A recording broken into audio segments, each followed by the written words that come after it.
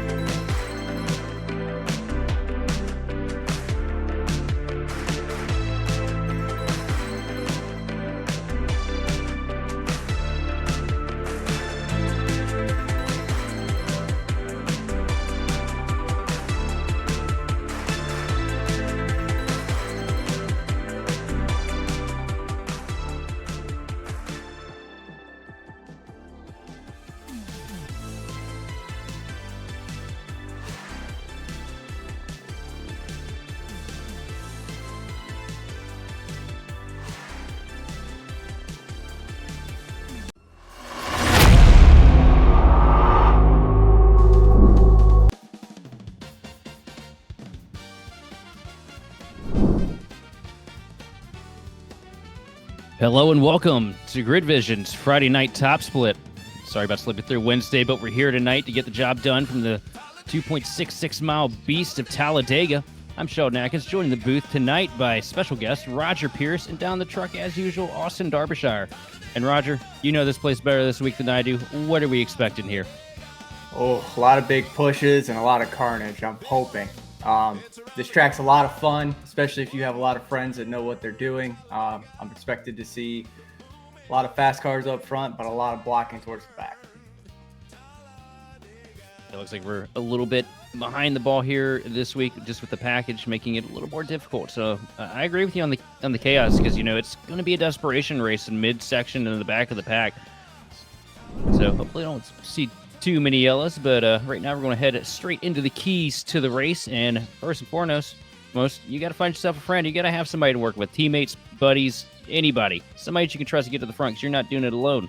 Number two, you want to lead all the laps, possibly. Assuming the fuel mileage plays out, but with it being NiS, I expect going to the front and just trying to stay up there as long as possible will be the way, because we know it's going to be a shit show in the back at some point. Then round it all out.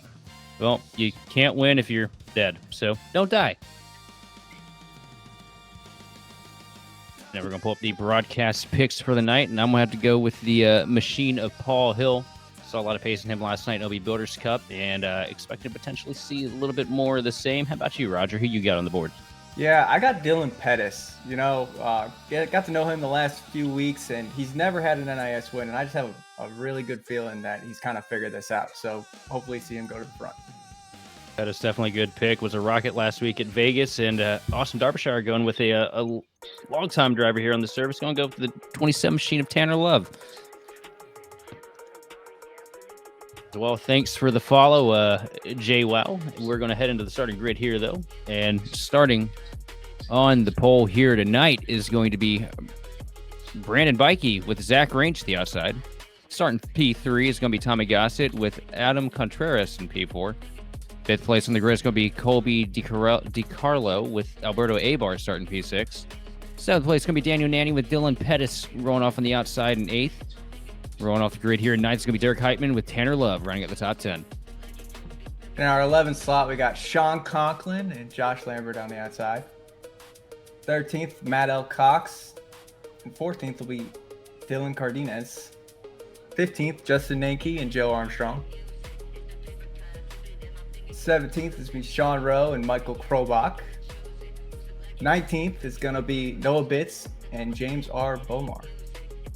Starting P21 going to be Paul Hill with Steven Massey to the outside in 22nd. 23rd will be Brandon Schmidt with Keegan Sabilo trying to take the NiS sweep from 24th. 25th place will be Mitch Drunowski with Sean Anderson in 26th. 27th place is going to be Charles Wembley with Brandon Sox in 28th. And rounding out the top 30 here tonight is going to be Wyatt Gray with Matthew White Gray in 30th. And another White. Yeah, Benjamin White. There we go. The brain is done.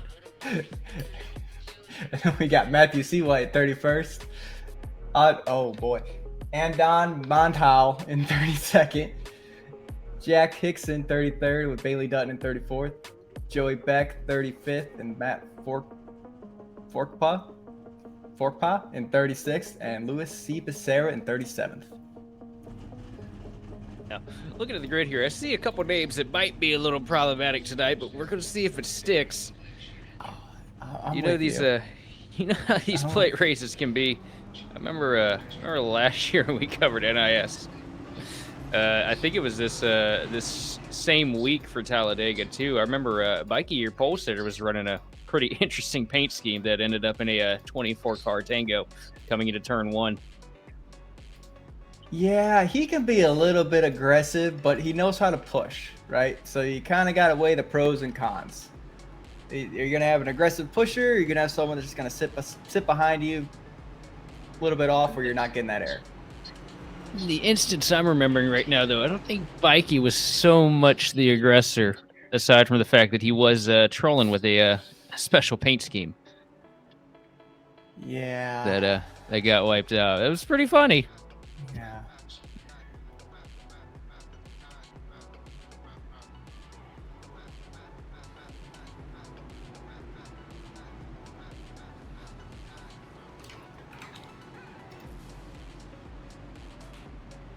heavily stacked field works itself down the Talladega super stretch here.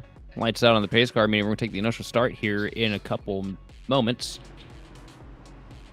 And how are the nerves coming into a race like this, Roger? Because I don't know about you, but I'm always a nervous wreck before we do the super speedways. Like, we go anywhere else, I have a good feel that I can make it through. I know what I need to do, but these plate tracks, man, it always kind of nerves me out a little bit. How about you? Yeah, I mean it's a double-edged sword, right? Because you have to be prepared to go the full length, but you also have to be prepared that you might not make it, right? I mean, there's some top guys in here who are gonna push the envelope on some stuff. I mean, you might see 3 wide, you might see 4 wide at times, and you just have to understand that anything can happen.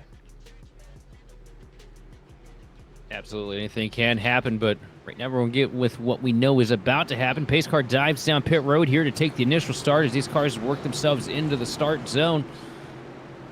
Brandon Bikey down the inside, Zach Range up top. Flag in the hand. Green flag is out. We are underway and a good clean start here for the first couple of rows. Bikey with the advantage right now. Who can get lined up? It's looking like the bottom line's gonna get the momentum. Got the Victory One teammates all lined up, 3 back. Absolutely, but that outside line getting a pretty good tow. Zach Range did a great job getting through the gears. Got a little bit of an advantage into turn 1. Now 3 cars stacked up. 4 cars on the outside line trying to make something happen. And Zach Range is going to lead us down the back straightaway with a lot of help from the 92 machine right behind him of Contreras. Yeah. Zach Range goes down to the bottom. Here's the thing with the top line, because you have about 2-3 laps to figure it out, right? Because then you're going to start overheating. So they're going to have to figure out who's going to work with who and go from there. See, this bottom line is going to get a surge here in the tri-oval. There's a bump there in the middle, and how your car handles is going to decide if you're going to stay with your car you're pushing. And now things looking pretty good for the top lane still, though. The 33 machine. Alberto Abar gives a massive push to the back of Contreras. Contreras now taking the lead through 1 and 2 away from Zach Range. But here comes that stall out that we were talking about on the outside line. Lose that lead car and all that momentum's gone. Bikey tries to go up to the top and does a massive left block. Not quite. Pettis is going to pick him up.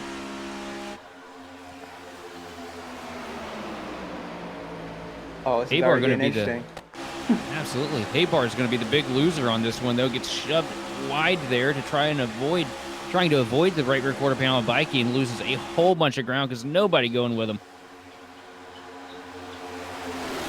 Yeah, they're pretty stalled out right now. Even coming across the line. It's going to be Gossett, though. They surged. See, now it's all about who can get the air. See, Bikey's going high there to get a little bit of air. To push Tommy. See, I want to push exactly in the corners. I want to be off in the corners and push down the straights. That way you're not getting as hot. Oh, and down to the inside. Here comes Pettis. He's going to pull Tommy Gossett along with him. Now Bikey gets hung out to dry on the outside line as he waits for the 26 machine of Conklin to get to him. That's a weird feeling. Yeah, that's a weird combo. Big gap, though, on the bottom causing stack up. No, it's Sean Conklin the second. Always racing his alt. When you have a 9KI rating, it's a little easy to lose at these tracks. Look, I come from the day and age where if you ran a secondary account, you got both your accounts sent on vacation. I completely agree. I don't have an alt account. I suffer through it. Here we go, though. Sean on the outside. Tanner Love pushing. Big stack up, though. Oh, someone's blinking. Tanner Love giving the push to Sean Conklin. Conklin dropping down to the bottom here to 3 and 4, taking the lead over from the 27 machine of Bikey. Tanner Love now trying to lead that outside lane. Only help he's got right now, there's a 28 machine of Lambert. Abar now starting to close up in tow, and Keegan Sabilo making a pretty good run up through the pack here. Already up to the 13th position. Now 11th at the line. As you see, there's a third line trying to form, but the issue with that is you need another car behind you. You can't do it with 2. Even with the stack ups, you just need that third car to help push. So the 41 and 72, Krobach, they're gonna have to fall back in line and figure it out. But as I say that, Paul Hill is getting another push with these guys. So if those 4 guys can link up, that top line's going to work. Thing that I noticed last night in OB, it seemed like once that outside line started, like they started to form the third line, that literally everything but the bottom died. Yeah, so what I noticed with it was that you just had to get the run, right? You kind of had to count on the checkups for you to get to the side of the car to start that side draft. And when you start that side draft, you start making them check up because they're starting to basically hit each other in the corner, right? So that's where the momentum comes from. So now there's a lot of spacing here. I mean, these guys are really spaced apart. The only one really on a bumper is Brandon Bikey to Sean Conklin. Well, that's also because Bikey, well, Bikey's Bikey. He's not going to lift for anybody. No, not at all. But as we're talking here comes Krobach trying to push that outside line, trying to get him 3 wide.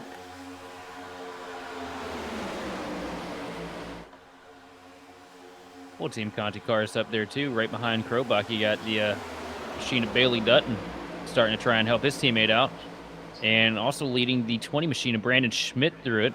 And the outside line looks like it has a really good toe here through 1 and 2. Yeah, both lanes pretty even. I can't see if my paint's loading or not, but I can't see that 12 car. Very wide here into 3 and 4. Outside line trying to make something happen. Stephen Massey leading a charge in the 3rd lane, almost up against the wall, getting a huge push from the 19 machine of Benjamin White. Bikey shoots the outside. Yeah, he ain't going to stay with nobody for too long. No, but here's the thing. You need friends. You have to stay committed to some people for so long, because when it comes down to the end, people are going to remember him coming out, trying to make all the moves he can.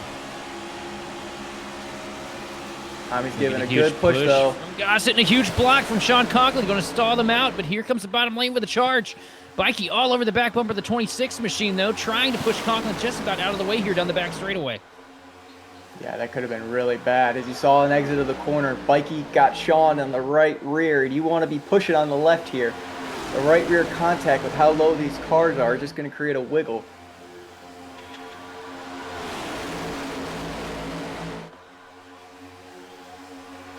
It works out. Conklin maintaining the lead here through the tri-oval over the 12 machine of Cardenas. I'll get that right eventually. He's on victory 1, and I still don't know if I got it right. Well, look at paint scheme he's got on the thing this week, though. American Steel, yeah. Red, white, and blue. Here we go, though. Top line trying to surge. You got Pettis, Gossett pushing. Bikey, Sean moves up to go for the block. They're trying to control both lanes. Oh, and coming out, here comes Contreras working the outside line. Big shot. You know, you got to be careful with these shots because nose damage is very real with this package. If you hit too hard in the front, as we saw at OB last night, it just flattens the nose. Oh, and Cardenas almost loses it here through the tri-oval. A mistimed push from Sean Conklin almost sends the 12 machine around in front of the pack. Great save, though, and a great charge back into 1 and 2. Good push from Conklin to Contreras. As you see here, though, they're going to be left out here. Top line's kind of got more momentum. There's too much of a space between Range and Conklin.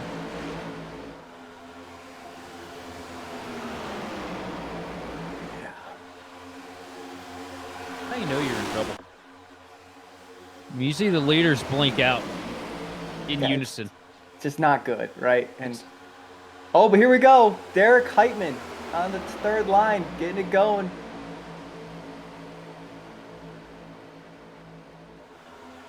It's a huge shot this is from the what we're 19 talking machine. about.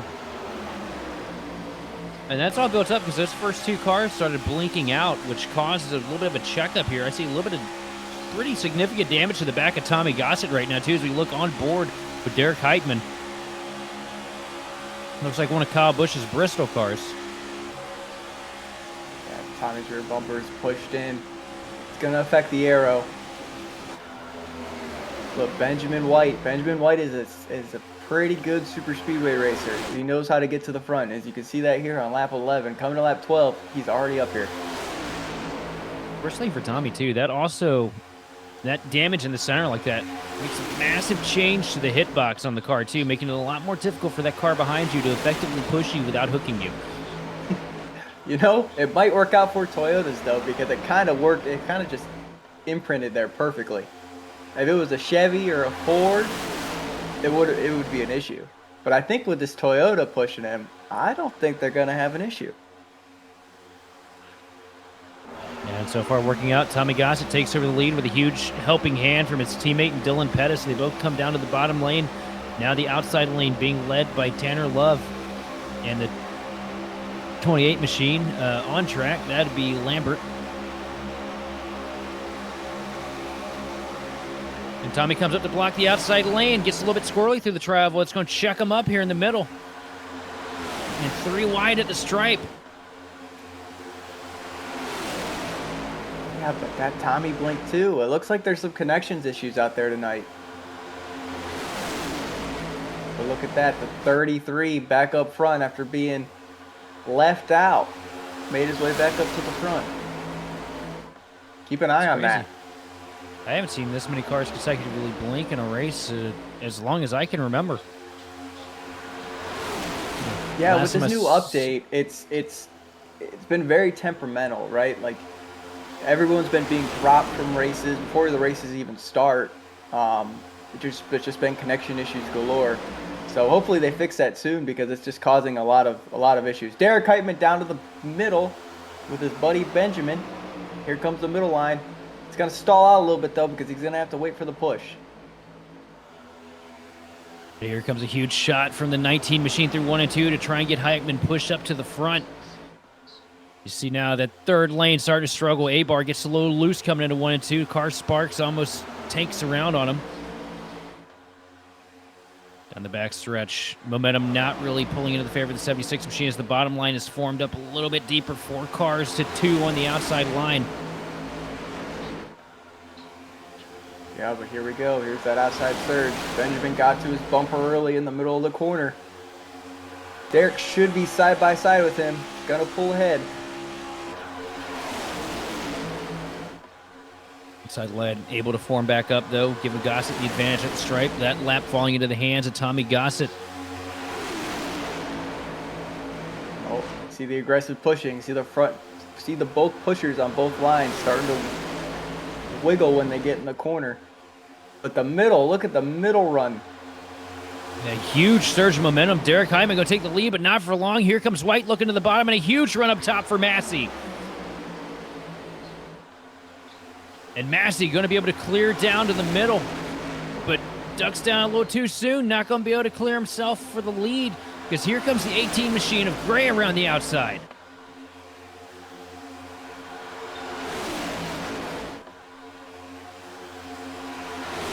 Tanner Love connecting back to the rear bumper of the 18 of Gray here at the start-finish line. It's going to be Massey's lap just barely over Sean Conklin, who's now taking the outside line by storm. With a lot of help from the 33 machine of A-Bar as they are 3 wide dead heat through 1 and 2. Yeah, the middle line's stacking up. Top line's got momentum. Derek moves up to the top to work with teammate Sean Conklin. Here comes the push. I think the top line's going to prevail here. Benjamin knows it too. He's trying to figure out what line to go to. I gotta say, this is the raciest it has been all week. It's pretty intense. For only being lap 16, it's like we have Nicholas Roman in the race, just trying to cause chaos. Honestly, we need him back. We need more chaos. I know, I miss him too.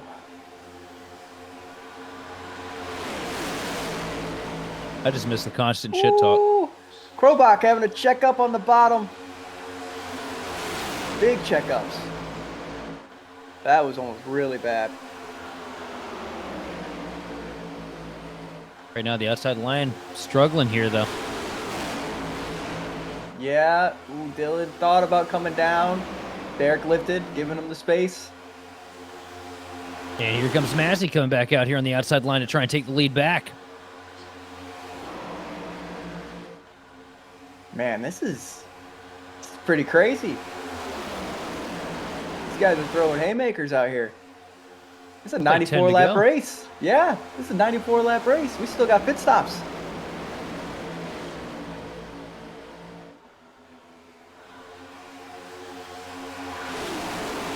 Oh, Gossett leaves him out. 4 Victory 1 cars on the top. Alberto, Ryko customer. So is Matt Cox. That's 6 Ryko deep. It's a hard combination to beat. If they get split up, though. Oh, here Tommy goes playing lane games, though. Yeah, vintage Tommy Gossett. Yeah, that is a certified Tommy Gossett moment right there. You know, I kind of wish one of them was running the Halloween scheme so we could see Tommy in the Jason mask. Yes. Yeah, we do need the Jason mask back. Tommy is in his he runs his own special schemes. Every week he's got a different scheme, showing it off. This week it's Halloween. I don't know what next week is. Probably another Halloween one. Big checkup on the bottom though. Tommy just can't push Pettis. Spooky. Oh, here we go. Sean going to the outside. Sean with a lot of help from the 33 machine of Alberto Abar here through the travel. Going to have the advantage, but the outside line breaking up a little bit. Here comes the bottom line back with a run. Pettis all over the rear bumper, the 76 machine of Heitman. Conklin leads that lap, but into turns 1 and 2. Heitman going to take back over the lead. And they are still 3 wide further back. Yeah, back there going into 1. It looked like Krovach gave Cox just a little bit of a shot in the corner. Got him really upset, and that stacked up that 3rd lane.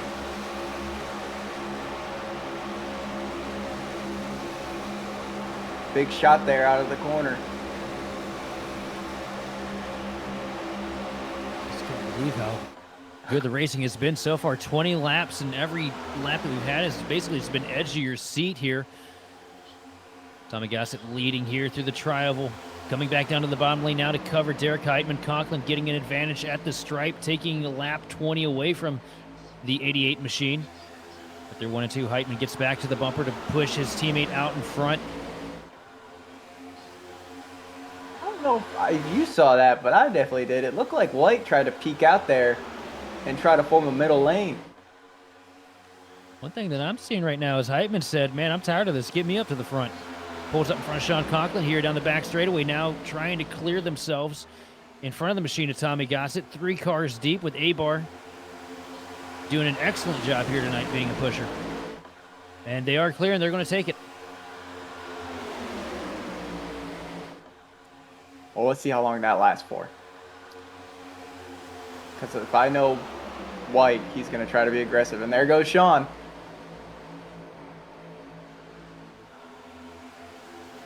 The outside here through 1 and 2. Sean Conklin trying to find an advantage off the nose of the 19 machine of White. The outside line not getting the pull down the back straightaway here. These guys are really well formed on the inside line at the moment. Yeah, look at that push by Gossett into Alberto. But Pettis is just a little bit too far back to do anything. He's got to wait for those cars to get behind him. Oh, Keegan, though, shoots up to the top 3rd lane. They're trying to get the 3rd lane formed again. And it's working. Huge head of steam for Keegan Sabilo. Where did he come from? Time in the runs, man. Time in the runs. Like I said, these guys are extremely good. And some of these, not everybody, but most racers have figured out this draft package. You can't do it with just 2. You need multiple, right? So as you see there, big stack up in the 3rd lane, which caused it to break apart. If they can all get working together, though, they're going to try to make another surge. Way it sits right now, Derek Heitman with the lead. Outside line being led by the 19 machine in white.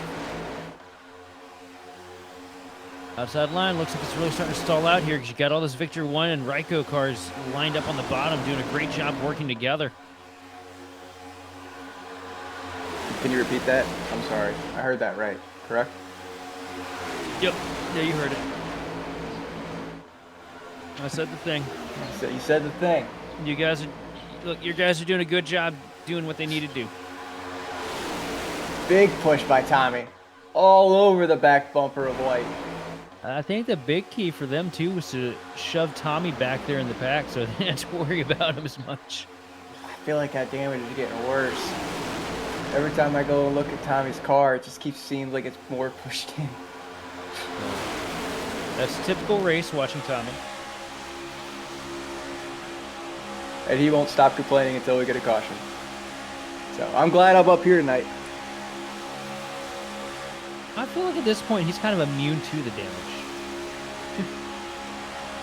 I mean, I really don't think it's in a bad spot, right? As you see this Ford pushing him and they're having issues lining up. With the Toyota, it kind of worked out really well that the front bumper just fit in the imprint. But as you see, the Ford just can't get connected on the bumper, which is causing a lot of checkup. This bottom line is just, it's prevailing. Oh, Derek moves white up. This piece of crap cup car, though, that's probably hurting the diffuser for Tommy, though. Probably shoving a lot of extra drag at the back of it, but that's probably also what's helping that outside line stay in tow with him when he gets up to the front. They could just lock bumpers with him because the car's a little bit off, which, you know, sometimes nets a little bit faster. You know, think back to Eric Jones and Denny Hamlin at the Bud Shootout that one year. All the rear damage, yeah. I miss the days where the back bumper would just come off. Like how Austin Dillon didn't have a back bumper. No one could catch him. He was the fastest car at a plate track I've ever seen. Big push by Tommy here, though. Trying to push it on the left side. Got a little bit offset here. You don't want to push too hard on exit. Oh, Mikey gets hooked around sideways. Big crash out turn 4.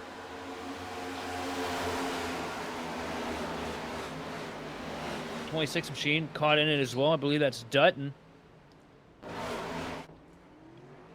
But no yellow. No yellow. But that's what I was talking about right there, right? Matt Cox just got a little bit offset to him in the exit of the corner, and it just upset the car. You still have aero grief in these cars at plate tracks. Hard to believe, but you can really upset them. I'll tell you one thing. I don't think anybody crapped their pants as hard as Keegan Sabilo did, because watch how close this comes to him. Yeah, that was right by him. Tommy tried to throw the block. Not successful. I don't know how the 77 didn't get right hooked into the wall, because he was there. He made the contact.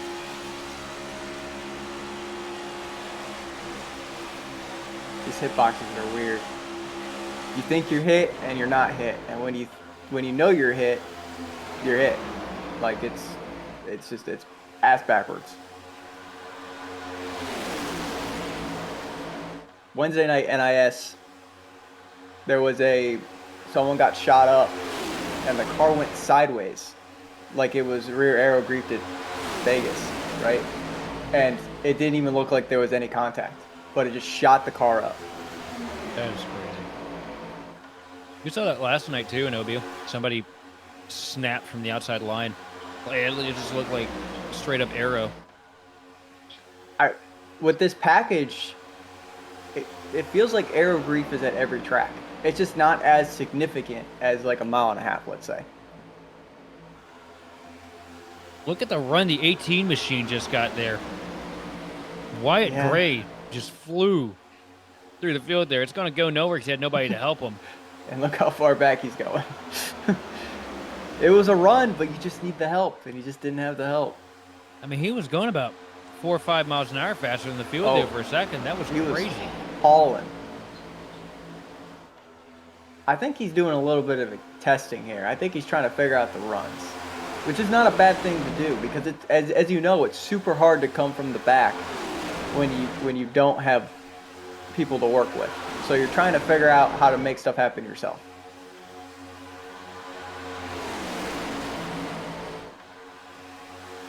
Over 29 laps on the board here. Derek Heitman in control of the race over Tommy Gossett. We're going to send off to a quick word from our sponsors, and we'll be back to bring you more of the racing action here on the grid.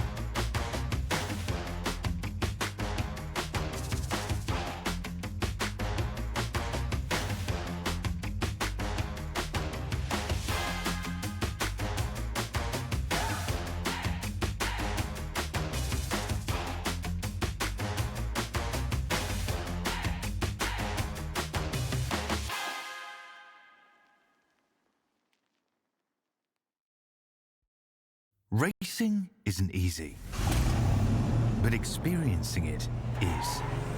iRacing puts you in the driver's seat with the industry's leading sim racing game. Drive on laser scan replicas of the greatest racing circuits from around the world. Go head-to-head against other drivers chosen by skill-based matchmaking to ensure competitive racing at every level. Compete across all your favorite series in officially licensed cars engineered to deliver the most accurate driving experience possible.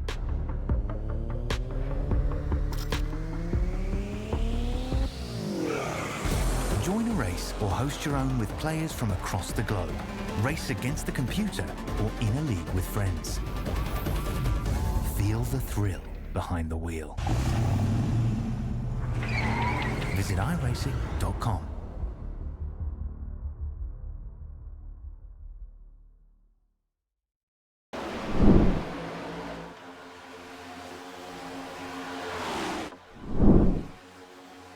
And welcome back to Wednesday, Friday night top split here from Talladega.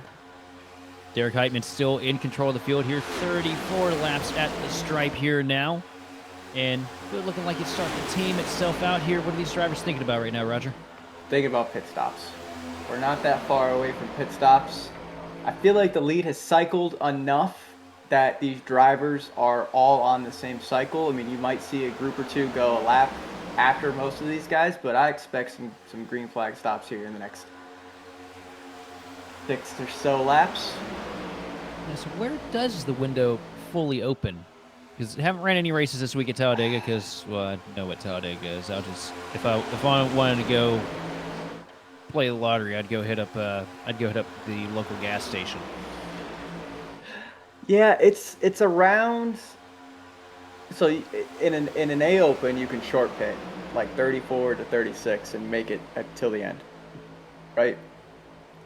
Here, you kind of want to go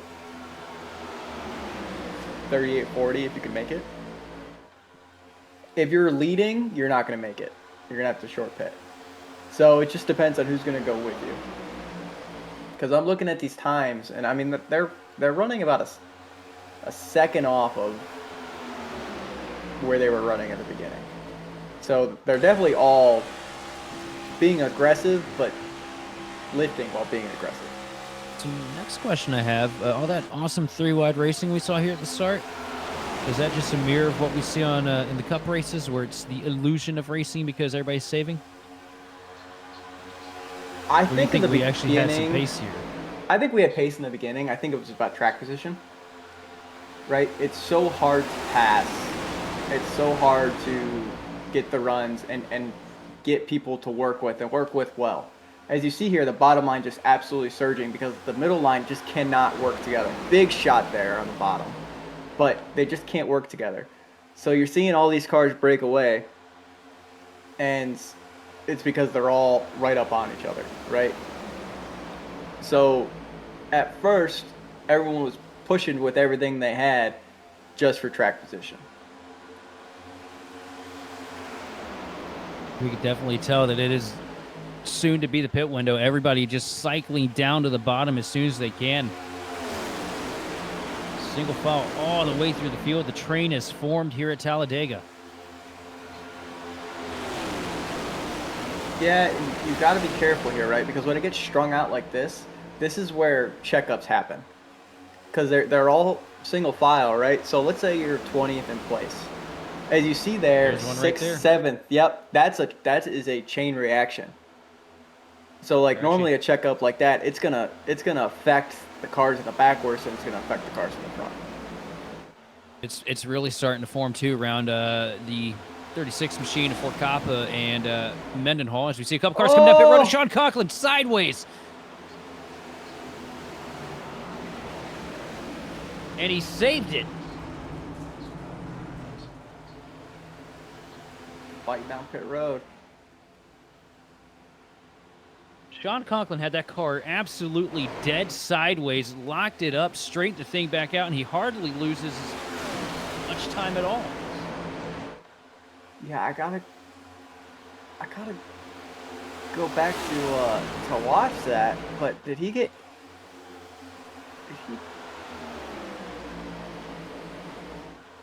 Saying anybody else would have died there. Yeah, that was pretty wild. And he didn't really lose that many spots coming off pit road here. Now, here's the important part of exiting. You have to keep together, right? So this 3-car train coming off pit road, then you have another 4 cars behind him. That's a lot of... Oh. Fort Kappa gets spun around coming onto pit road there, and he saves it as well. Oh, and around goes the 41. What is happening on pit road? Another one, They're still Dylan. wrecking.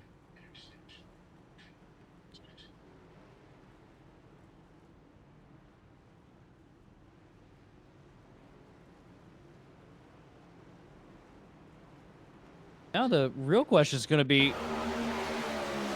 which pack screwed up the worst? As we see Conklin, an incredible save here. So it looked like he just came down a little bit too early and caught that transition.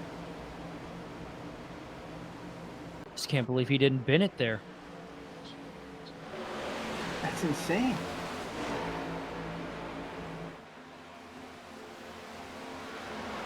Right now, looks like the Whoa! initial group of cars that came down pit road going to have the advantage.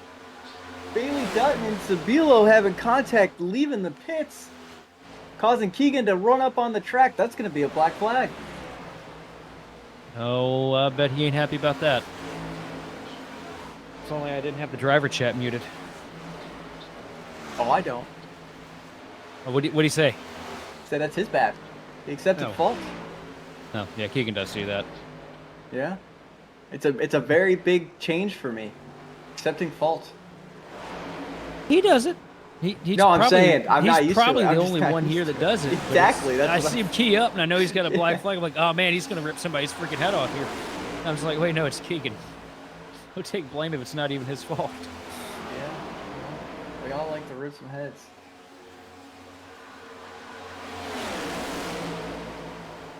Look, I'm not saying much, but in a world full of Tommies and bikies, be a Keegan. I'm gonna get hate from 2 people on that one, but it's okay. Welcome to my world.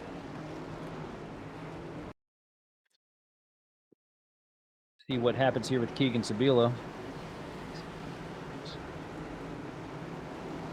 Pit road gets to the back bumper.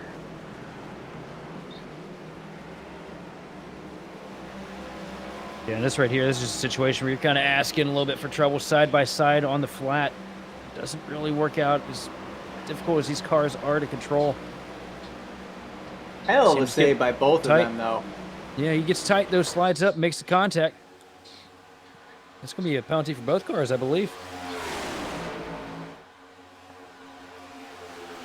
Up at the front of the pack now, Derek Heitman leading a 3-car Victory 1 Tango with a couple others mixed in. Paul Hill sitting there P4. And coming out 5th is the 21 Machine of Gray. Yeah, and I just got to shout out Daniel Nanny. Won the College Series, his group race, and qualified for the big race here in mid-October. Hey, badass.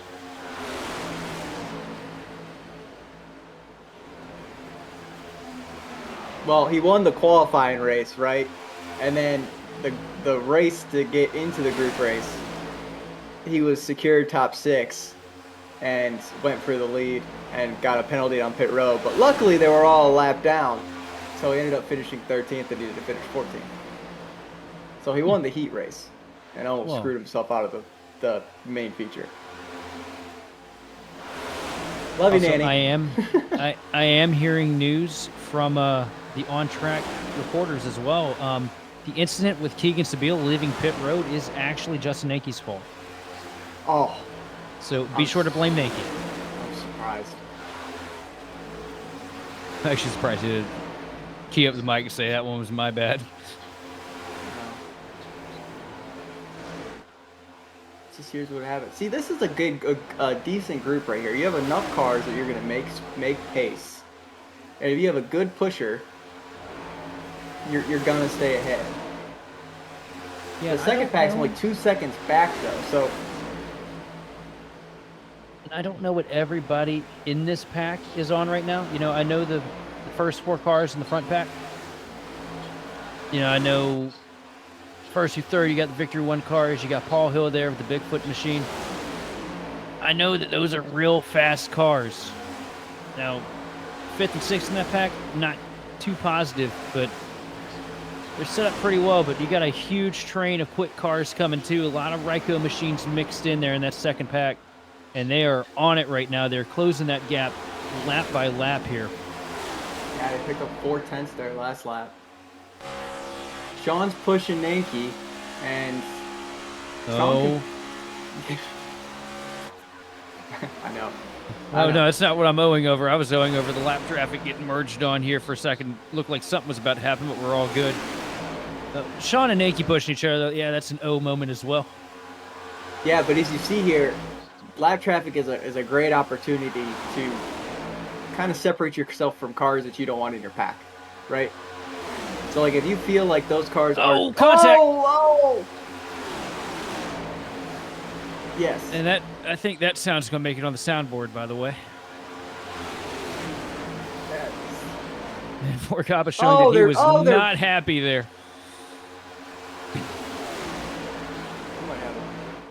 We have some beef here. Are we gonna get another shot? Is he gonna hit him with the Wait, corner? hang on. You say, Oh, you boys are not done. Archer, did you just say beef? I did. Grade A beef. Yeah. Waiting for that. These boys are not done. They are hitting each other in the middle of the corner. Not caring. That second pack is there. Nake working the outside line with a bunch of help from Sean Conklin. Up to the outside comes the 26 Machine of Gray. Sorry, the 21 Machine of Gray.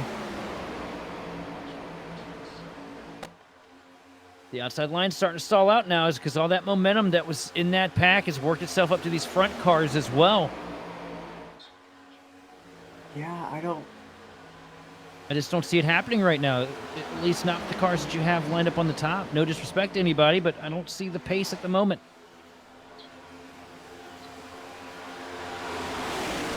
Yeah, I don't know if he just can't push them or not, but it seems like they're just not getting any speed. Sometimes you end up sometimes you end up with those cars too that, you know, they're really good about third, fourth car in line. They do a great job, but once you get them up to the front where they don't have as much air on them, or as much air being taken off of them, they kind of turn into a little bit of a cinder block. So run aboard with Sean Conklin here, knocking the back bumper absolutely off of the 18 machine. And he is doing everything he can. Krobach is staying with him. So a bit of heavy damage to the rear bumper of Sean Conklin, now matching that of Tommy Gostitz that we saw earlier.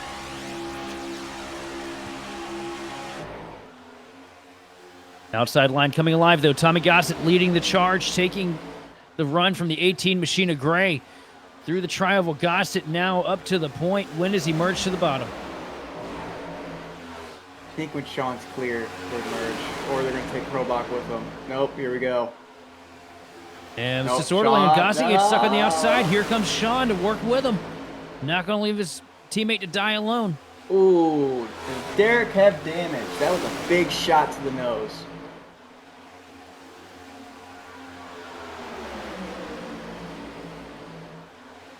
Some of these cars are starting to look a little bit like a Martinsville car that we'll see next week. Oh, I can't wait. Yeah, I Favorite need track. I need extensive training for next week because I've never been good outside of restart merchanting. Never been good 15 laps on tires at Martinsville. It's one of my favorite tracks, man. I cannot wait. You give us a caution every 15 seconds. Oh yeah, we're going places. But Oh, I'm gonna get. It's gonna be a bad week there for me. if they forget to wreck, I'm screwed. That's basically how that works. It only happens when I need it to not happen.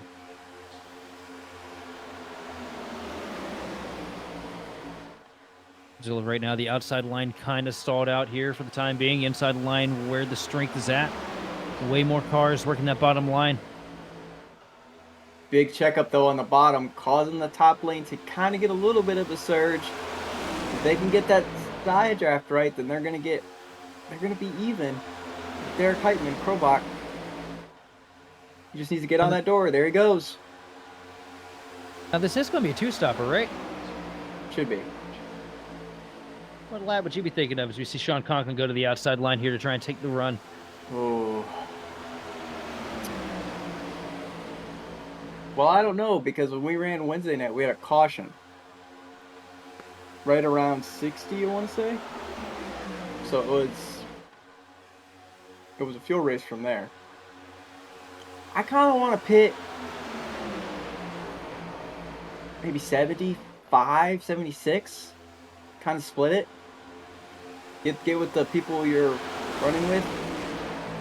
Find your group, because if this goes caution free, then you just want to have people that you know how to work with.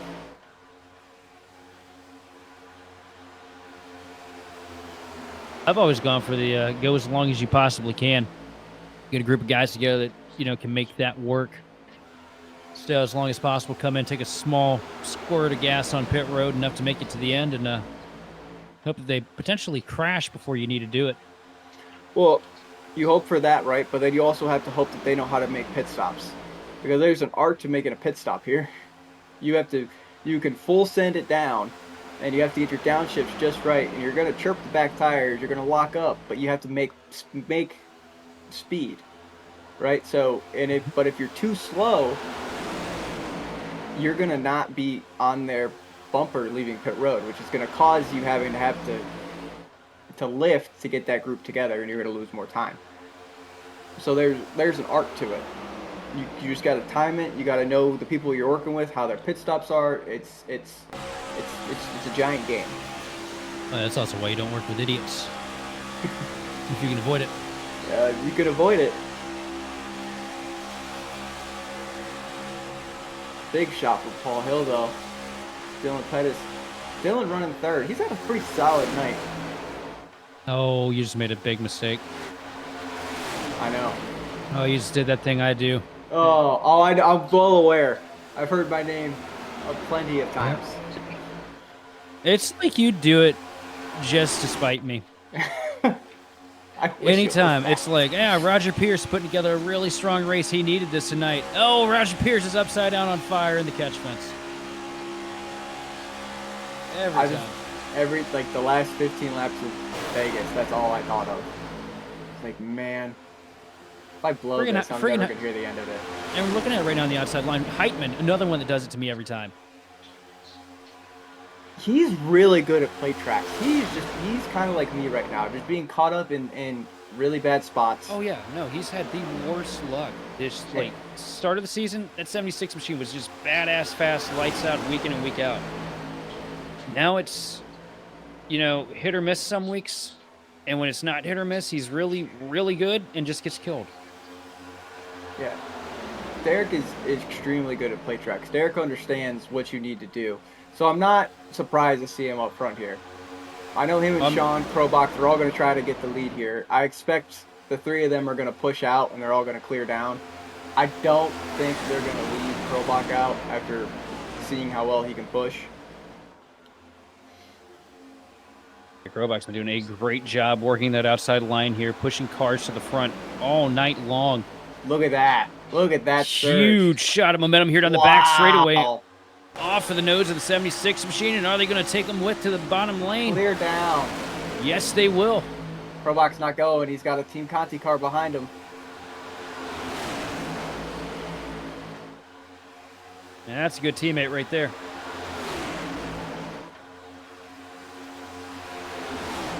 Now across the stripe this time, Derek Heitman, the control car over the field with Sean Conklin on his back bumper.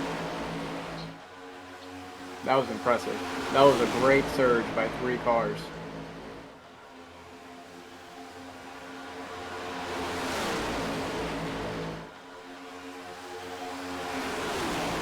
This is far from over, though. I'll tell you that. We're going to get that stupid caution in the back here at some point. Because you know how it goes, man. It's like clockwork. There's always that one guy that's like 22nd. He's got one car he's pushing, and he's pissed off because he screwed up on pit road and lost all that time. He's gonna hook that car he's pushing. It just always happens at Daytona and Talladega. It does. It does.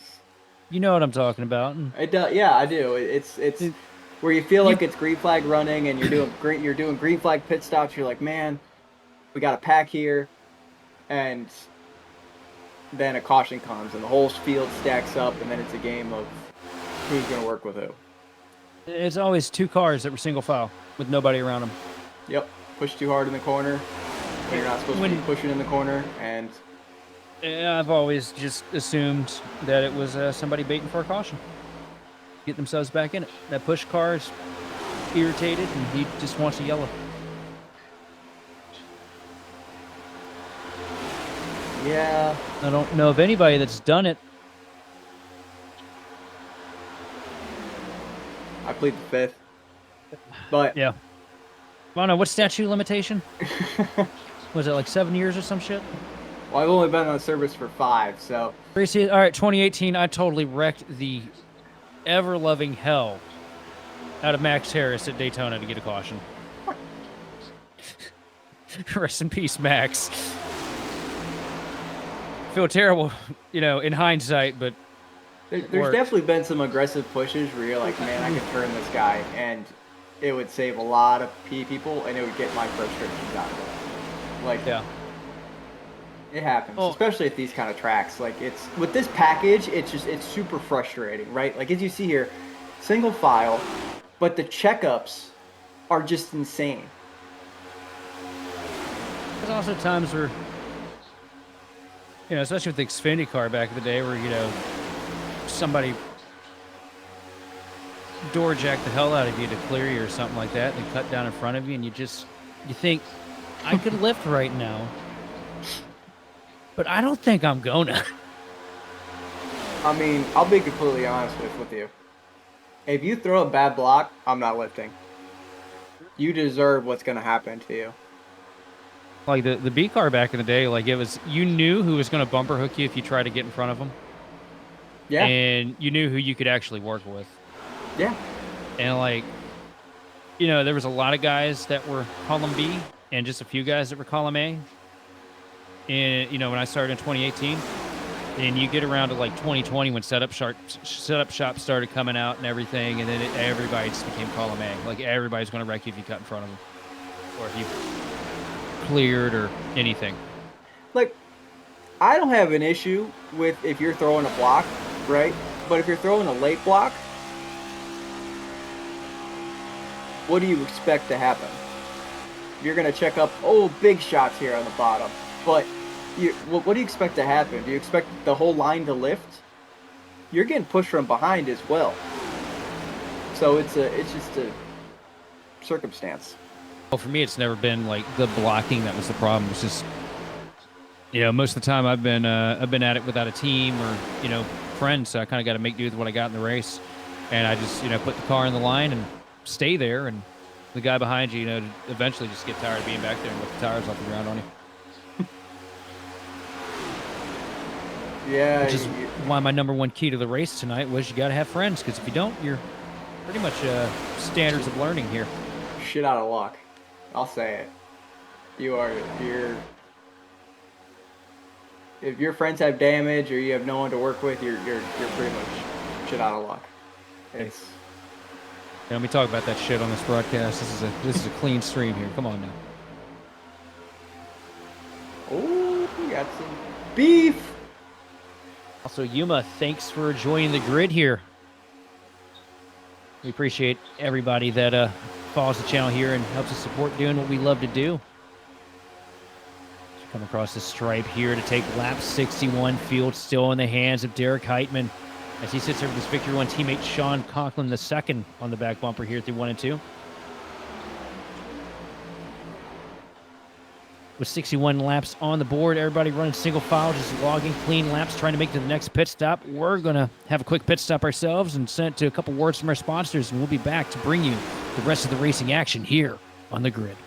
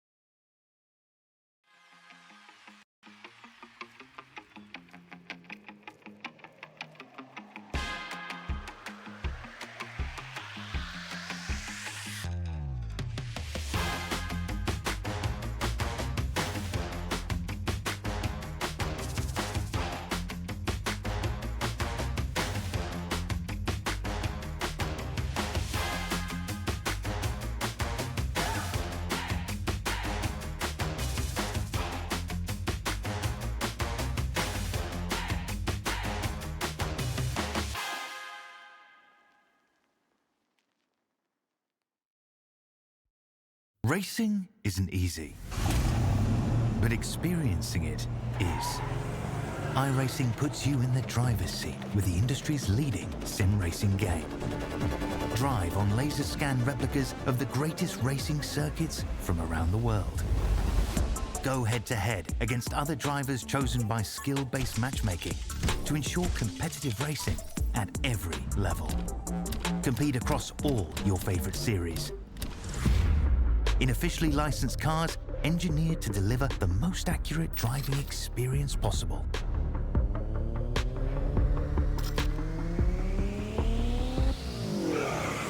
Join a race or host your own with players from across the globe.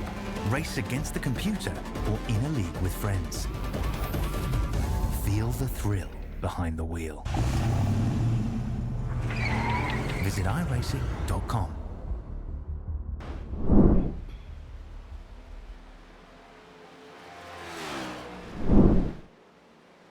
And welcome back to the Crab Rave, live from Talladega. And I say crab because we see the 92 machine cause a caution there. Heavy damage, toe link knocked down on the rear. And got a little bit of the crab shuffle here working down the straightaways. I'm Sheldon Atkins, and here is what happened. And was this what we were talking about earlier, Roger? Yeah. You guys way back there, and Look at that. Just pushing on the right side. probably auto lift, and you really want to caution though, and I think that's a low touch what we saw there. Kind of what it looks like. See Wembley up to the back bumper. Knows now that he is off-centered, and just keeps the foot in it and hooks that 9.2 machine around. Yeah, it's a rough break.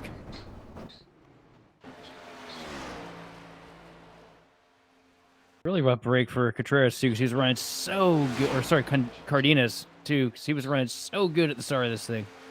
Oh no, wait, no, I was right the first time. That was Contreras. Too many C names. Yeah, but here's the thing. I'm pretty sure they can make it here from the end. Oh, 100%.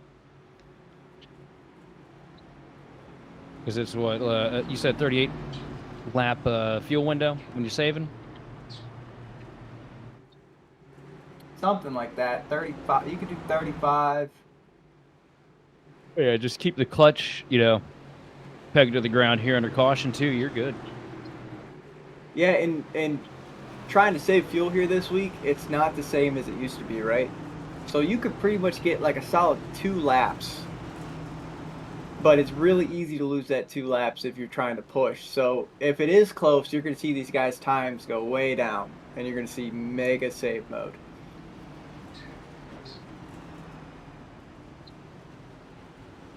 Zach Range is right. That was a pretty clean wreck, didn't?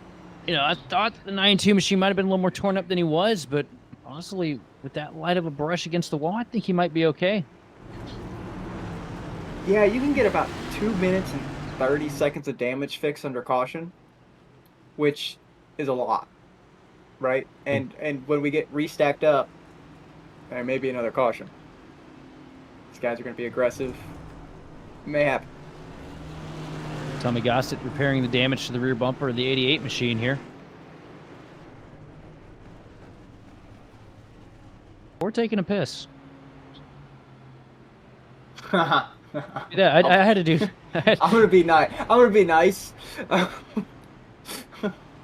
mean, a little TMI. I learned how fast you can do your business and wipe during a Daytona 500 one year on here.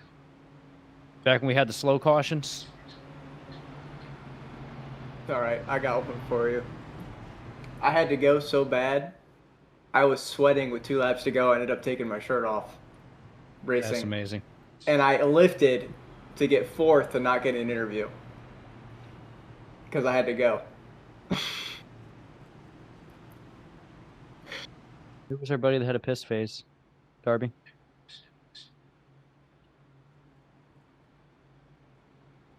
Chase. Oh my God. If it's a horrible story on iRacing, it's typically related to Chase. Oh, there's some stories out there. I know some Coke 600 guys that, one of my buddies wanted to create the Logitech shit bucket. It needs to happen. Dude, Although I'm pretty sure the I Logitech loved shit it. bucket is just their wheels. Hey, the new ones aren't horrible. They're not bad. They're decent beginner market if you're going from belt driven to direct drive. See, I went from the Driving Force Pro to a G27, and I was like, oh yeah, the Driving Force Pro to G27 is going to be an amazing upgrade. I felt next to no difference. Then I got the G29, and it was literally just the same damn wheel with different stickers. Yeah, I went from the T150 to the G29. And then that Fanatec direct drive, the small one, the Sport they came out with, I had that for a year, and the booster pack went out on me, and it would cut my force feedback and turn my wheel midway through races. So We love Fanatec's quality control. and then I've won a couple races because of that. And that happened at Bristol, which was kill the God. pack. Yeah. Yeah, that's murder. So now I use I wish I'd Symagic. have been there. I'd have happily taken your iRating. Yeah, that was a fun one. We use Sim Magic now. That's something pretty old reliable. I haven't had any issues. Now I'm gonna have issues, but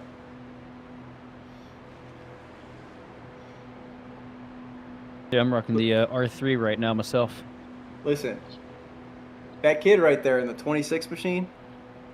If you would have seen his old setup he had, you would have been so upset to see how he used to beat all our asses. Because he was about 13 feet away from a tiny screen on a dresser with a Boza R3 wheel.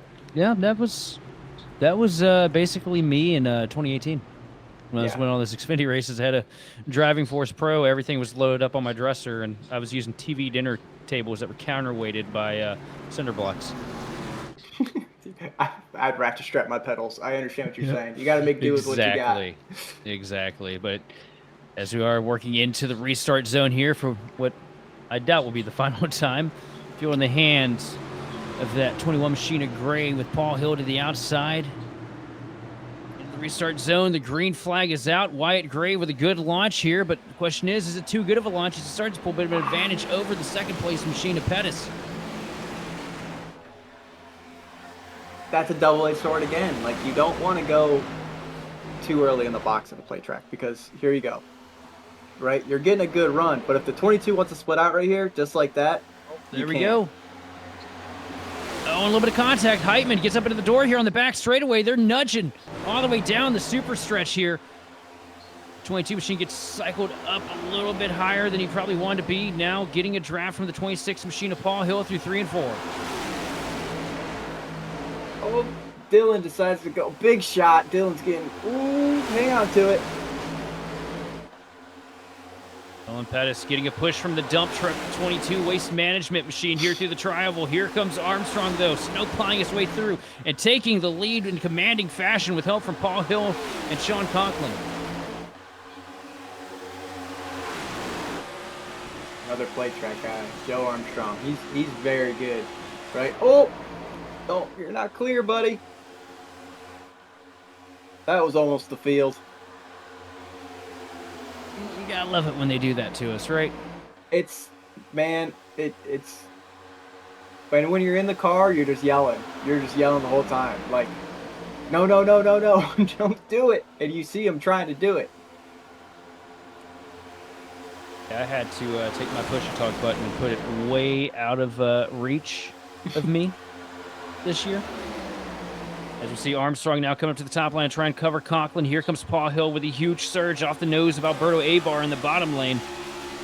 Cross-stripe that lap. Joe Armstrong going to lead lap 69. Nice. 1 and 2 though. Here comes Paul Hill. Huge head of steam. But Armstrong going to pull the side draft here and keep the momentum up out of turn 2. Sean with a good push, getting help from behind. They're going to surge here. And the bottom line gets back to it, though. Yeah, third line forming up there with Oh, with a handful boy. of Ryko and Victor 1 cars. Here comes the Conti machine to complete the trifecta. Stripe here again. It's going to be the 22 machine, though, of Armstrong as he goes and tries to cover both lanes through the tri-oval. Now down to the bottom in front of Paul Hill, and a huge run for Sean Conklin. And here comes that third lane up top. Yeah, Sean was about to blow up there, so we had Joe go down to get him clean air, which caused the stack up on the bottom, which let the third lane go. Sean moves up, though. Sean Conklin get a huge amount of help there from the 72 machine. Oh, they almost lose it down here. Now 3 wide. The 72 of Grobrook gets hung out to dry. But finding help here from the 23 machine of Mendenhall.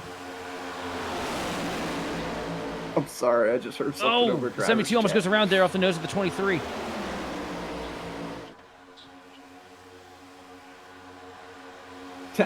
Tommy Gossett needs to get called to the NASCAR hauler after the race. He said that's a very non-Canadian move to Michael Grobach. No. Oh.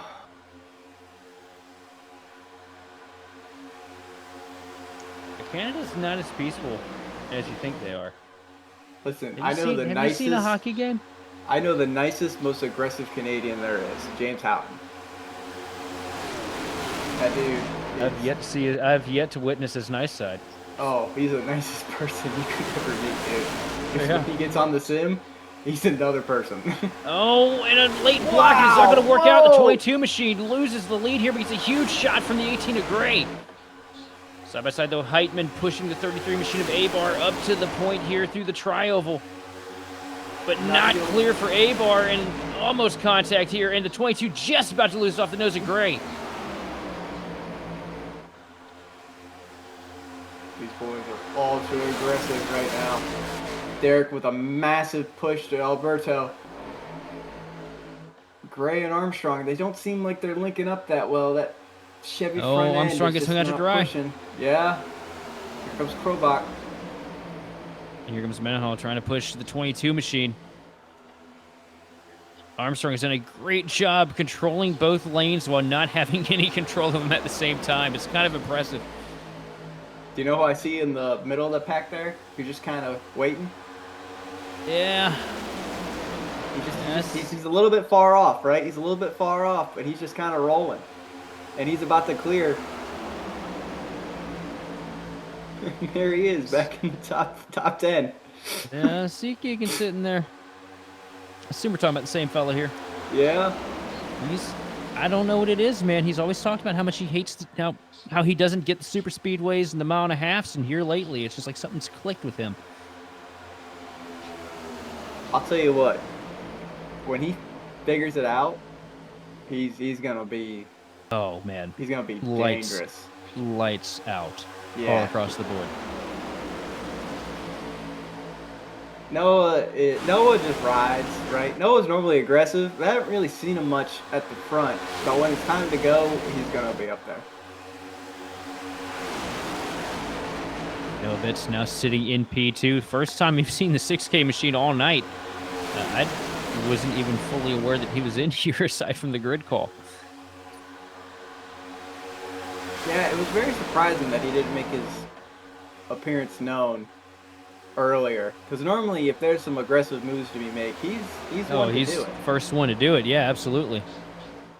You got Noah. You got Owen down to the bottom. Keegan Sabila trying to set up something to maybe take a stab for the lead, but gets covered by Mendenhall here.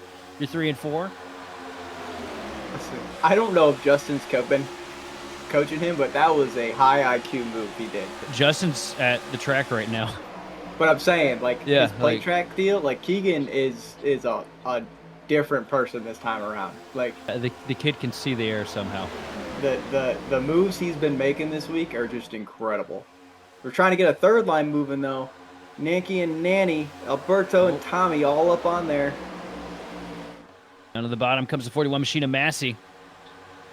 And probably one of my favorite paint schemes out here tonight. That old Kurt Busch 41 Haas car just always looked good to me. A lot of good memories there.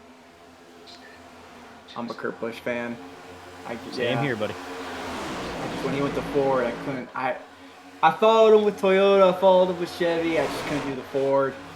Couldn't do it. That was the one Ford I actually liked during that era. Yeah. It was. I mean, he was done too soon. Oh, we got a lap car up top. 100%. Here we go. I feel like Good job. Kurt, hooked up with the right team, would have had way more in the tank. He always kind of got second fiddle treatment there near the end half of his career. Yeah, the new next gen too, though. That was a hard hit at Pocono. Yeah. But hey, he wanted it before he hit.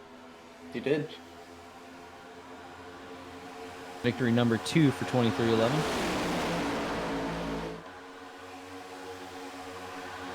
This ain't far. This is far from over. That third line's getting some Yeah. momentum. But we still have a big one to go to. Oh yeah, no. They- How they aggressive can't- these pushes are, yeah, it's coming. They cannot keep going around like this. It's going to happen. It's not a matter of if, it's a matter of when and where. And it might have been there. Mendenhall comes up and puts a late block on Noah Bitts, and that's a brave move.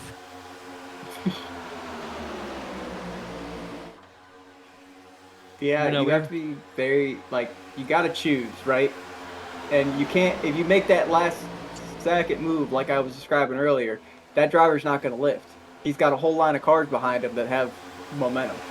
If you lift, you're going to cause the wreck behind Mendenhall you. gets Oh, squirreled hold up it. there by the 92 machine. Almost loses it in front of Massey. We got some wheelmen out here tonight. They are driving these things when they get hit.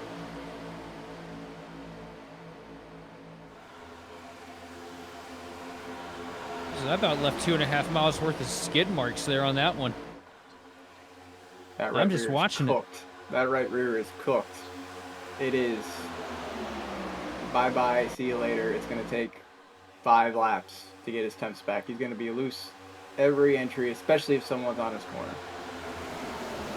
The main question right now is just why is Noah Bitts so nonchalant right now? This is the most laid back I've ever seen him. You see Massey coming up to the top line here, trying to cover the run from Mendenhall. Third lane starting to form a little bit back as we see the 19 machine standing up to the top line in front of Tommy Gossett. Yeah, there's some call-outs going on right now in race chat. They're trying to get the top line going. They're pretty much saying checkers or wreckers already. Just keep pushing.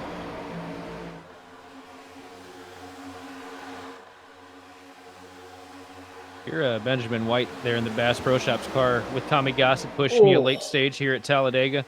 Might as well change that sponsor to That's My Ass Bro Stop. Look at Because that Tommy's going to have that shot. thing lifted.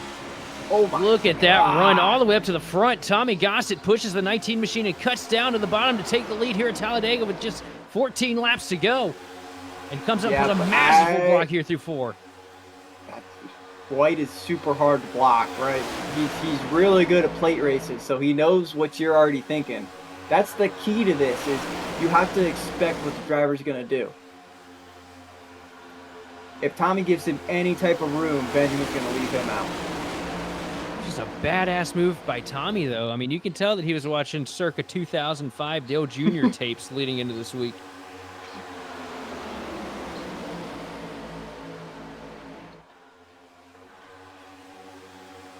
Of course it will. See, there you go. Benjamin's going bottom. No, these two, they're going to race it to the death here. Oh, and it's about to be death. Massey giving a shot to Benjamin. Benjamin having to go up high. Here we go. Controlling lanes. I would have stayed up top, though, because here comes Conklin and Gossett with a huge head of steam. Yeah, but don't look now. Matt Cox, Alberto, Nanke, Heitman, Krobach. I don't know who that 77 car is. Sorry. It's the only one I didn't get. But it's It's Joey Beck, the other 77. Joey Beck. Yeah.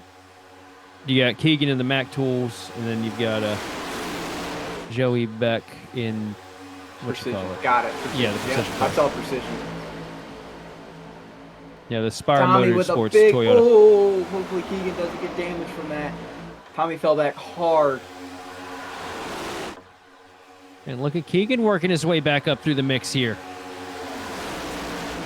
Oh. Tommy says, I'm not done. Going back to the outside. Is that the... That is absolutely the 92, the car that we saw backwards up against the fence for that first caution. Oh, I'll be damned.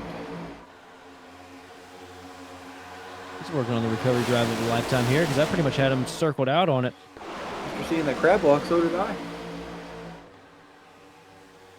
That's why you never give up. Well, you This never day have and age, hope you in these places because you never know. You just drive. Yeah, this day and age, though, you can flip the car into the catch fence, come down pit road, get a backup car, and win. Yeah. I think iRacing needs to workshop that a touch.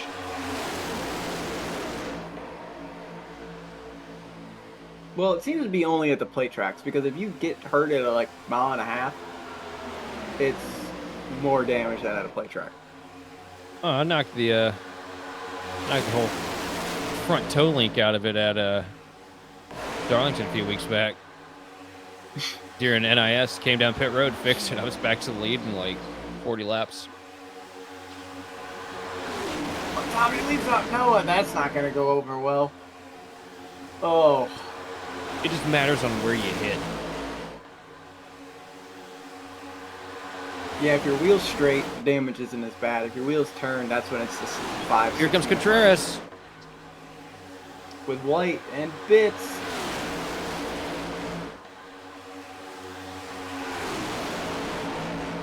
Here's my Contreras gonna- question. I see that 76 back there just hanging out. Does he know? Does he think they're going to wreck? Because he's not even anywhere close to the pack. Right now, I mean, the best opportunity I feel like for Heitman is to hang out there in the back of the pack, because if he tries to work his way through, you know, he could very well end up being the wreck. Yeah. As packed together as these cars are, you know, you don't really have a window of opportunity. Anything you can do, you just kind of got to sit back there and hope that they dump themselves. Because his only option right now would be to try and force something through the middle, where he's sitting at right now, because you're not getting that third lane working right now. No, there's not enough cars, not enough people committed. It's 2 lanes right now. And that is absolutely the danger zone. You see Gossett trying to block the outside line. Gets a huge shot from the 19 machine through 1 and 2, opening up the door for Contreras to take the lead potentially.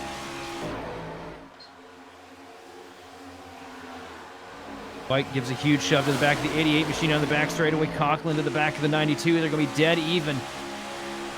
But that outside line just going to surge. John screaming over the radio, out of temps. Big stack up on the bottom, gotta let it cool.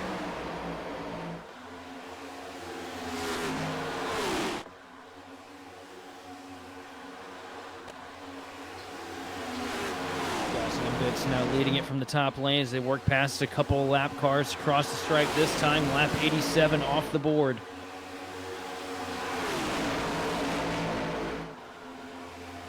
Eight laps to go at Talladega. This is where it gets crazy, man. It's been crazy. I don't know what you're talking about. It's been last lap for the last 20 laps. Crazier. Yeah, we're about to see some stuff. Big stack up on the bottom. Tommy about to get shot big here.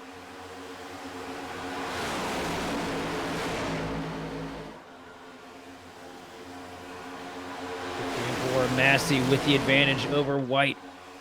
Noah Bitts takes a peek down to the inside line to try and get hooked up with Tommy Gossett. Massey's going to come down and cover it. Here comes White along the outside line with a huge head of steam off the bumper of Mendenhall.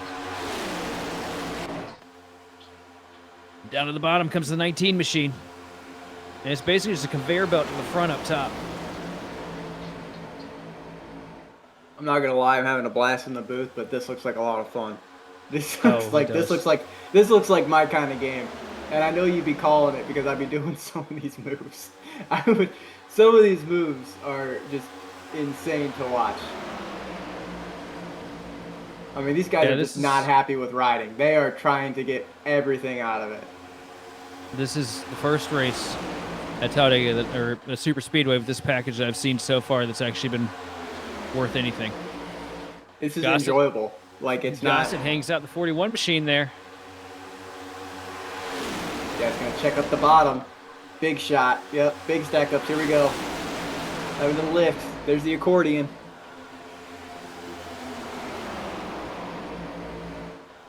Second place, Noah Bitts trying to stall the run on the outside line. Here comes Gossett to cover the outside lane. Mendenhall gets up to the back bumper. Gossett going to block him all the way down the back straightaway. Mendenhall gets a peek down to the bottom, though. Gets to the quarter panel. Gets a huge shot for the 41 of Massey.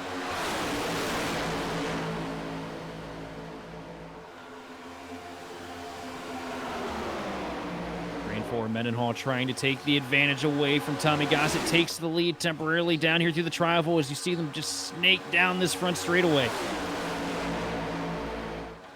Cross the line to take lap 90. It's going to be Mendenhall in charge.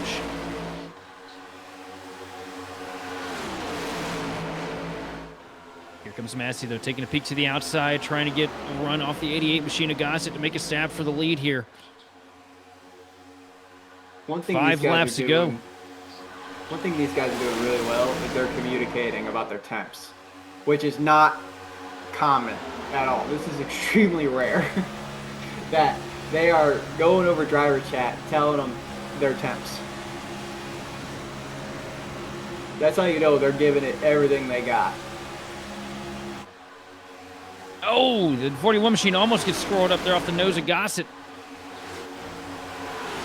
Big wiggle from Mendenhall has Massey. damage. Mendenhall's front bumper is pushed in.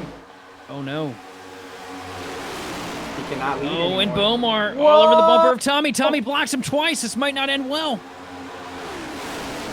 And he saved it. My God. Tommy covering the outside line, trying to take the run off the 41 machine of Massey down the back straightaway. Big shots. Big shots. Tommy's got to cover it.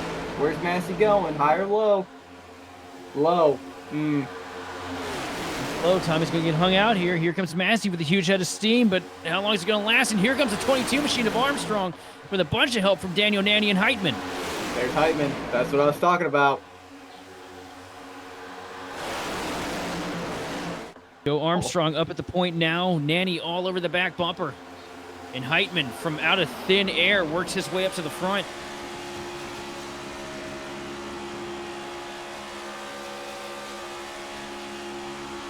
My heart's beating and I'm not even in the race. This is something. Here's the question, man. Are they going to be able to make it around for 2 more laps here? Oh, no, they're there you not. go. Derek Heitman Big gets turned in the white. front of the pack. Huge Big crash one. into 3. Wow. Oh, Sean Conklin gets caught up in it. Just about the entire field gets tagged in that one. Huge crash here at Talladega. Tommy Gossett junked.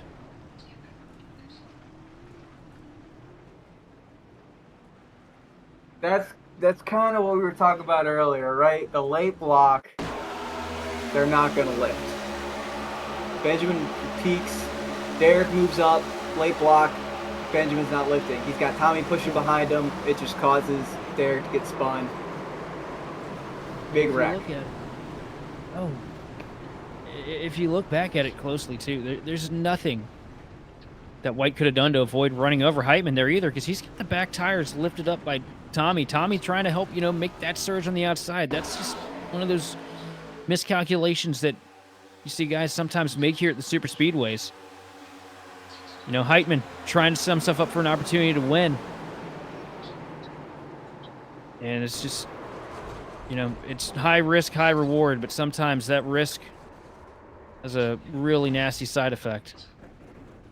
Also, did Keegan make his way through that?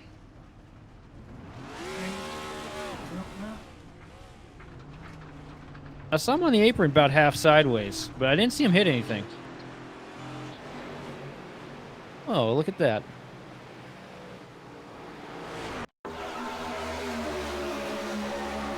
And this is a whale of a ride here for Keegan.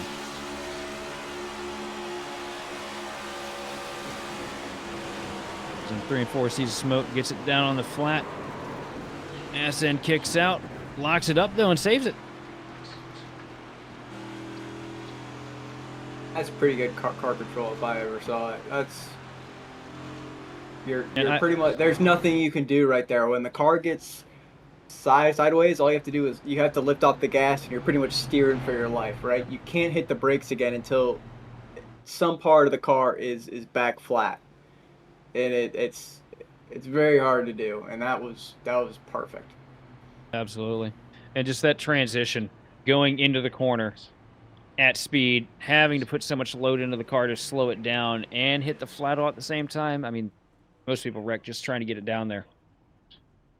It's a nightmare, especially with this next-gen car. It's just so stiff. It hates any kind of bump. It just doesn't want to do it.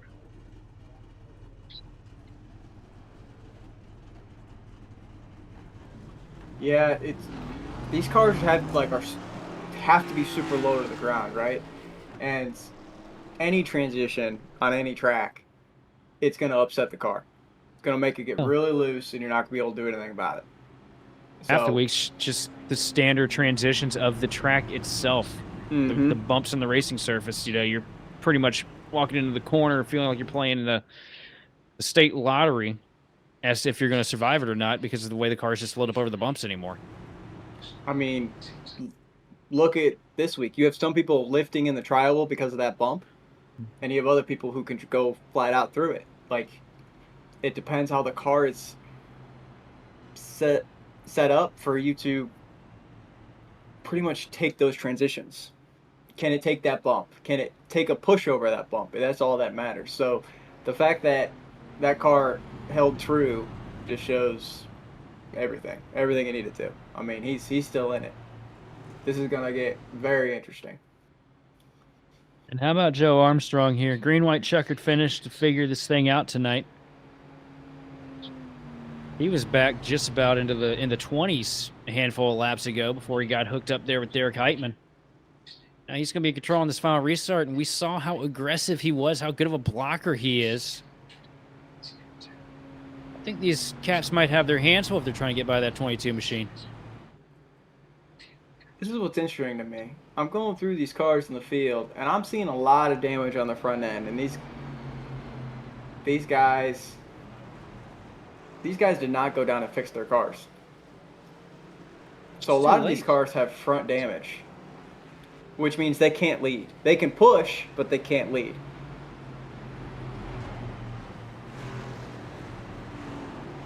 It was absolutely too late to come down pit now because you made your bed. You got to lie in it. Just got to pray to God you didn't piss the bed when you made it. Some of these guys have. I think he's got all four corners on it tonight, though. Yeah. He's been kind of riding back there. I mean, he's been up towards the front, but he's just been kind of riding with Keegan. Pettis has done the same. They've all had glimpses of speed up front. I think he's had a good, quiet race here tonight. I haven't heard his name come across the radio once. It's impressive. I haven't heard him key up once either, though, so he might be jet banned. You know, honestly, I was wondering how long it would be. I was wondering how long it would take.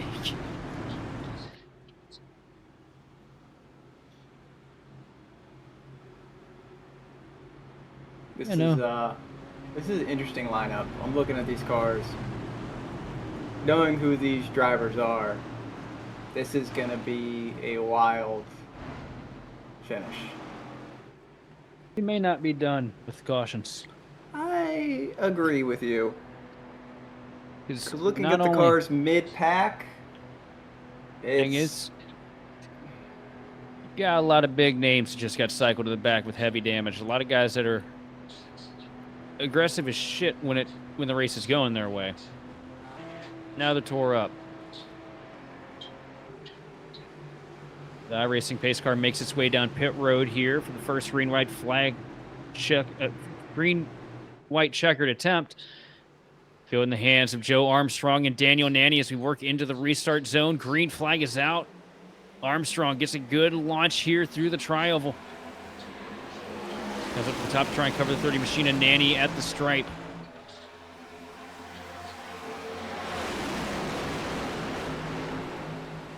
After 1-2, and Nanny's going to leave him out to dry. Here comes the 30 machine on the bottom with help from Stephen Massey. Big checkup. Here we go. Big accordion effect. Massey all over the back bumper of the 30 machine as they work down the Talladega super stretch here with 2 laps to go. Who's going to be the first one to tuck out? Which lane's going to get the momentum? Bottom line with the draw through 3 and 4 here. Here comes Massey. Not lifting. Here we go. They're all tucked in together.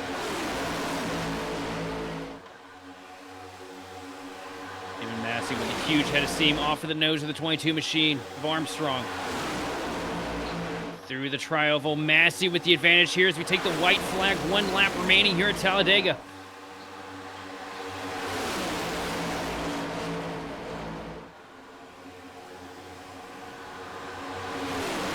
Bottom line just doesn't seem to have really anything right now. They're trying. That 22 machine, man. Armstrong has been so aggressive all night. He's going to go up to the outside and trying to leave the 41 out to dry as he takes a huge shot from the 19 machine of White. They're wrecking down the backstretch. Down into 3 and 4. Are they going to make it? Nanny gets turned around into the pack and saves it. No, around he goes. Huge crash out of turn 4. And for the lead. Around goes the 22 machine. through the tribal. Who's going to have it right now? It looks like the Look at- 92 machine of Contreras. Contreras is going to get the job done. Contreras wins at Dega. And Keegan Sabula brings it home second. What a drive, man. Wow. What a finish. Benjamin turned him. That was... Benjamin straight up turned him. I'm gonna call him on Hey. his shit, man. That was. I was too busy watching the wreck that was already happening, and I see the rest of them wrecked. So, yeah, we got to go back and look at that. That's insane. Armstrong got his shit hooked there. Yeah. There's about 10 years worth of content rolled up into this single lap there here. was So. I mean, they're on each other, right? Like they are. I'm gonna use a Navy term. They're nut to butt through this entire corner. Like they are. They're not Yeah. lifting. He did what in his butt? Exactly. You see- They are you see- not lifting. You see a huge run getting ready to form up here. Nanny get the tires picked up down the back straightaway, gets up to the back of Massey. Huge push into 3 and 4. Gets offline, a little bit of contact there with Contreras. Then comes back down, gets a hook off the 20 machine. And nobody's lifting at that point. And watch Contreras work his way through this. See the 19 just flat out hook the 22. Contreras keeps it high, wide, and Hansen keeps his foot in it. You got a battle of the 77 machines here to figure out who finishes second. That What a race. There's so much just happened.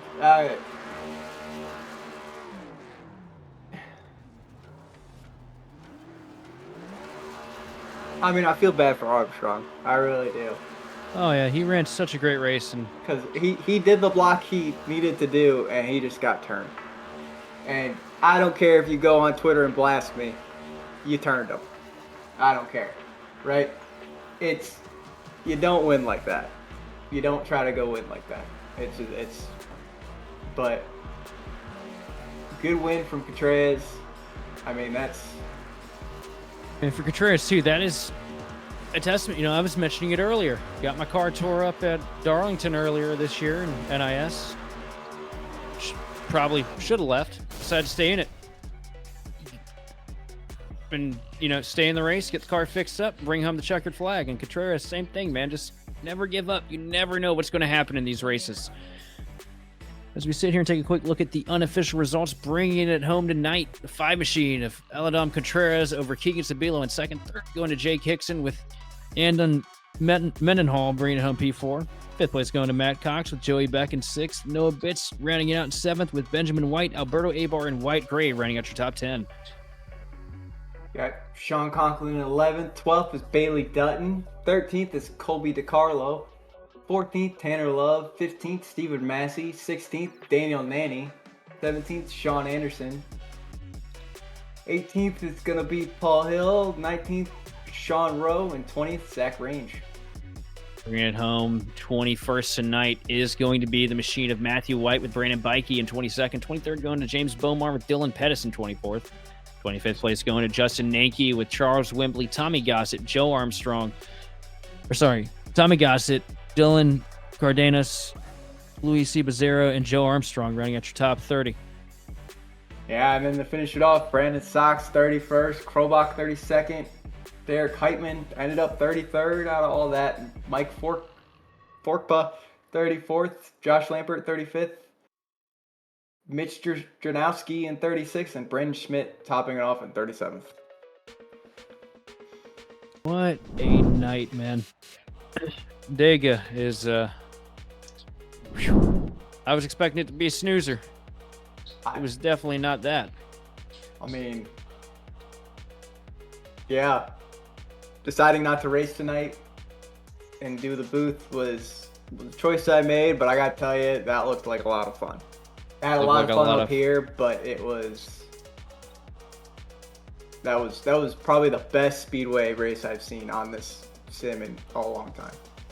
It was definitely a great race, but you know, if you'd stayed in that, you'd have I would have probably, wrecked. you'd have probably been the guy getting dumped on the start, coming to the start finish line, finishing 30th. Yeah. Is what would have probably happened. We know your luck this year. But as we get ready to wind down here, we're going to bring in our second place finisher, Keegan Sabilo. After an up and down topsy-turvy night, but P2, Keegan, what's your heart rate at right now? Because I know you're probably a nervous freaking wreck. You know, I wish I could tell you that was the case, but I couldn't see anything because I had this weird iRacing glitch that sometimes you get where you get 25 frames per second. So I wish I could tell you, but all I did is I just seen smoke and then I would be frozen, and then next thing I know I was second. So kind of in shock still on that one a little bit. We got to talk, man. We got to talk, man, because, you know, I've heard you millions of times with the I don't belong here. I don't know how I'm here. Like that, you know, the lack of confidence some weeks. And then you come out here tonight to Talladega. You come out here Monday night and as well last night, Novi Brothers Cup. And you put together damn good runs. And, you know, these are tracks where you have to be confident, you know, pour yourself by your balls, you know, every decision you make. And you've been doing it just about masterfully. What is it that clicked in you this season here at these super speedways? I mean, it's just been a lot of things kind of get more time in doing this. But, you know, the best way to put it is I am so fortunate to have so many great people around me that help me to just get better. You know, it pushes me to get better, and, you know, I'm able to see what I'm doing wrong and see what I need to do to get better. You know, kind of being the first full-time year of this, it's been pretty difficult, but it's been a fun kind of learning challenge throughout the year. But without every single person that's taken the time to help me, even if it's been 1 minute, you know, anything I've been able to receive, you know, this is not possible without them. Just continually, week after week, trying to take what we can get and not only look and celebrate the positives, but see what we could even do better in those moments. So with Talladega in the mirror, and I know the big prize of the season for you, staring you down in the windshield with Martinsville coming up next week. What do you have on tap for that? Because I'm sure you probably already put in about 200 laps of practice, right? I'm excited. I already hit the racetrack a couple nights ago, but you know, I'm excited to get back to my roots. You know, was a legend car racer for 3-4 years before moving up to this point. So really excited to get to a short track. Just love doing short track racing. Love late model racing. You know, doing that in real life and getting to do this on the sim on short tracks when we can keep it green. So hopefully we have some good green flag races next week. But yeah, it should be a lot of fun. Hopefully we can get the second groove working. And this has been a bucket list one for me that I've always wanted to get to cross off. So hopefully next week we'll go to plan. I know it didn't go to plan too well in the spring. About it, anything that I did went wrong. So hopefully that is fixed for this time. Well, Keegan, to round things out here tonight, first off, thanks for popping up in the booth with us. And who do you want to thank and shout out for tonight's P2 performance? Yeah, no problem. For sure, thank you first and foremost to Mac Tools, Jimmy, Colin, Dwayne, Trevor, Phil, everybody who believed in me to give me this opportunity. Without them, I wouldn't even be able to be standing here to make it possible. And just thank you to everybody who helps continually guide me. You know, every single person that's been a part of this journey for this year so far, whether it's bringing fast race cars to the racetrack or, you know, evaluating what we did and need to do better in the highs and the lows, just every single person. There's so many people that there is to thank in that perspective. So I'm so thankful for each and every one of them. Of course, all my amazing teammates, and thank you to the viewers first and foremost, and most importantly for tuning in tonight, because without them, we wouldn't be able to do what we do here and put on a show for them. So hopefully it was a good one tonight, and we'll see what next week brings. Oh yeah, no, be sure to watch this one back, Keegan, because it was a large amount of chaos. It seemed like fun. I was in the second pack for like 40 laps or so it wasn't too fun back there, but it sounded like a lot of fun. I'm happy kind of get to join a little bit of that fun there at the end in the last 20 or so. Yeah, I'll put it this way. I'm praying that SSRL goes like this Sunday night instead of just single car for 150 laps. Yeah, hopefully. We can only hope, right? We can only hope. Here's open. But either way, we'll hand over to you, to Roger. Man, what do you think of tonight's race? First off, I gotta say, Keegan, you are by far the most improved plate racer I've seen this year. Thank you. And I appreciate that. The moves you've been making are top tier, man. And you impressed the hell out of me tonight. Like, your awareness, your air knowledge, your knowing of the runs, like, you're getting it, dude. And like I told these guys earlier, when you figure out everything, you're going to be dangerous. And I'm going to have my hands full more than I have it now. Well, thank you. I really appreciate that, and especially from everybody from the Riker community as well. Yeah, for sure. It means a lot that people kind of notice it and help me continue to get better. And I genuinely really appreciate that people kind of see that it's working and still continually offer their help. Yeah, dude, I'm excited for next week. Martinsville's probably my best track, so I cannot wait to go door to door with you because I like the outside too. So thank you. we'll Yeah, that's the only way rolling. we can normally go. If we can get a couple green flag laps, that's gonna be the first thing we got to try and do. But once we can get that, maybe we can get it up there working. No, man, let it be a slugfest. Let's get cautions every 15 damn seconds, because that's the only way I'm making up any track position at fucking Martinsville. If you don't get the incident penalty. Yeah, but here's the thing with that: you can get the instant penalty in your back quick because it cautions out. That is true. So Unless you get 25. Yeah, you get your lap back. Yeah, 25 is kind of it. But like, man, I'm excited. This race was a lot of fun. Saw a lot of good moves, saw a lot of bad moves. Really wish they would update this draft package just a little bit better. But overall, probably the best play track I've seen on any NIS or the sim in a long time. It seemed pretty fun. Yeah, everybody was able just to move around tonight. It seemed like there was more movability. I was shocked when I seen people start working the third line up there. I was shocked at the beginning. I thought at first it was fuel saving, but then they continued to make it work. So that at least is an improvement from what we've had all week and back at Daytona for sure. Yeah, this was definitely a lot better than what we saw at Daytona. This is the best plate race I think we've had the opportunity to cover here on Grid Vision since the package got changed and the tire model changed and everything came along mid-season. So hopefully it starts to lean a little more in this direction. But from the entire Grid Vision team, we'd like to thank you for watching and participating in the chat. For more information on getting your league broadcasted or starting your career in broadcasting, contact us on Facebook, X, or email us at info@gridvision.live. Special thanks to Andrew Cardinal IV of Whiplash Sim Cams for providing the cams used on today's broadcast. As well, congratulations again to... I've already forgotten who our race winner is tonight. That's how crazy it was. Congratulations again to Contreras for the redemption arc and getting the job done tonight after getting wrecked way earlier in the race here at Talladega. This has been Sheldon Atkins, and I've been joined by our special guest, Roger Pierce, and our fearless producer, Austin Derbyshire. We will see you next time on the grid. Also, be sure to join us for more great racing content as we go raid another channel here as we head out for the night.